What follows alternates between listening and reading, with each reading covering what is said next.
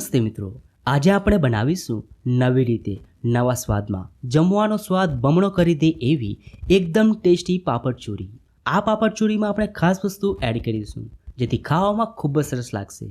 તો વિડીયો ગમે તો લાઈક કરજો અને ચેનલને સબસ્ક્રાઇબ કરવાનું ભૂલતા નહીં। તો ચાલો હવે બનાવીએ। તો સૌથી પહેલાં આપણે પાપડને શેકી લઈએ। તો તવા પર થોડું ઘી એડ કરીશું અને હવે ઘીને આ રીતે તવા પર સ્પ્રેડ કરી દઈએ। હવે આપણે ઘીમાં પાપડને શેકીશું। આ રીતે પાપડને ઘીમાં શેકવાથી ખૂબ જ સરસ ફ્લેવર આવશે। જો તમારે આ રીતે ના કરવું હોય તો ગેસ પર પણ શેકીને લઈ શકો છો, પણ આ રીતે શેકેલા પાપડ ખાવામાં ખૂબ જ સરસ લાગે છે। હવે આ રીતે દબાવતા જઈને બંને સાઈડ સારી રીતે શેકી લઈએ। તો પાપડ બંને સાઈડ રોસ્ટ થઈને તૈયાર છે। આ રીતે બધા જ પાપડ શેકી લેવાના। તો અહીંયા મેં 4 પાપડ શેકીને લઈ લીધા છે।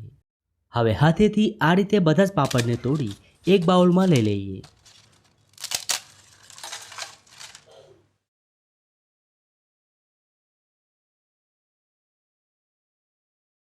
હવે આ રીતે ઉપરથી થોડું દબાવી પાપડને ક્રશ કરી લઈએ।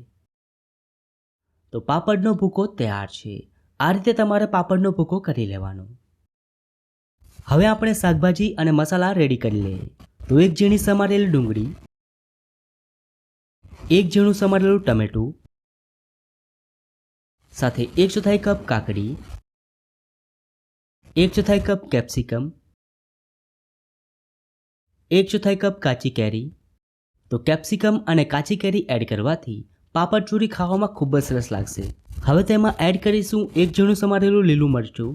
મરચું તમે સ્વાદ પ્રમાણે લઈ શકો છો। સાથે થોડી કોથમીર, અડધો ટીસ્પૂન ચાટ મસાલો, અડધો ટીસ્પૂન લાલ મરચું પાવડર, સ્વાદ પ્રમાણે સંચળ પાવડર।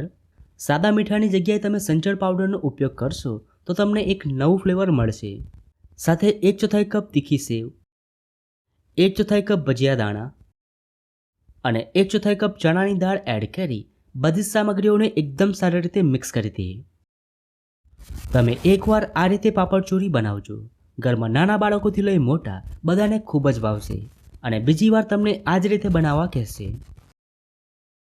તો બધી જ સામગ્રીઓ સારી રીતે મિક્સ થઈ ગઈ છે। હવે પાપડના ભૂકામાં સામગ્રીને એડ કરી દઈએ